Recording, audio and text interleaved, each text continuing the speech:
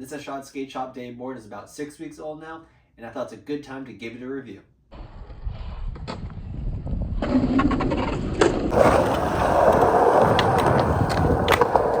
So I wanted to run over the specs on this board and why I chose it.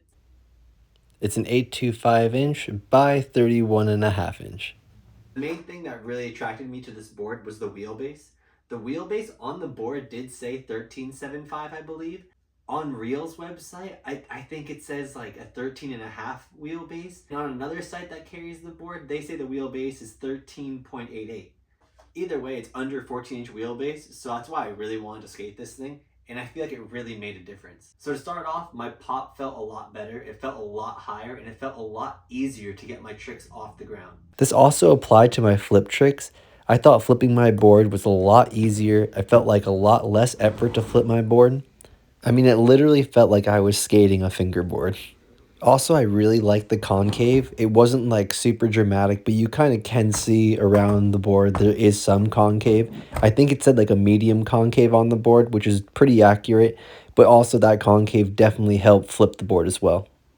I keep saying I'm gonna like retire this board and put a new board on, but I just love it so much that I just can't let go of it, honestly. Even with it kind of like getting a little razor tail, the small wheelbase is still giving me like the pop I need. But I mean, she's got some life, but it's definitely starting to get a little thin. It did say, I think on one of the websites, that it's a twin tail, but I don't think it actually is a twin tail. When you stand on it, the nose does look a little bit bigger. Either way, it definitely has a pretty big tail and a pretty big nose. It's like they're the same steepness, but just a little bit different shape. And I felt the concave on the nose and tail, it almost bent up a little bit. And I really like this. I like for no slide crooks, no slide combos, it really worked in my favor. Oh, there we go. Ooh. The longer tail that I normally ride was really nice. I was able to sit in my slide tricks a little bit easier. Oh,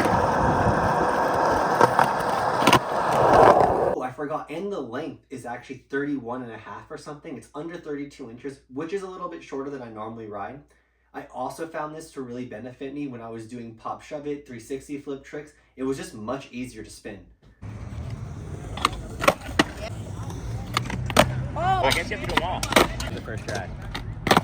Oh! It was really a lot more low effort when I was doing all my flip tricks. The board also had some texture on the graphic. Kind of cool. I felt like it actually helped with the slide resistance. Especially when it was brand new, I felt like I was sliding much further with it. But obviously as it wore out, it kind of lost that effect, but it did kind of do something. In the light, you might be able to see like the little bit of like the chain effect still there.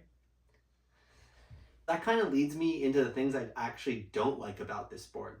I kind of don't like how it's pretty much like double dipped. When I mean double dipped, I mean the board looked like it was dipped once to turn it orange and then dipped again black so you could get that little texture on there. And personally, I haven't rode a dip board in a really long time, and I kind of feel that it is true. I felt like it got a little soggier faster.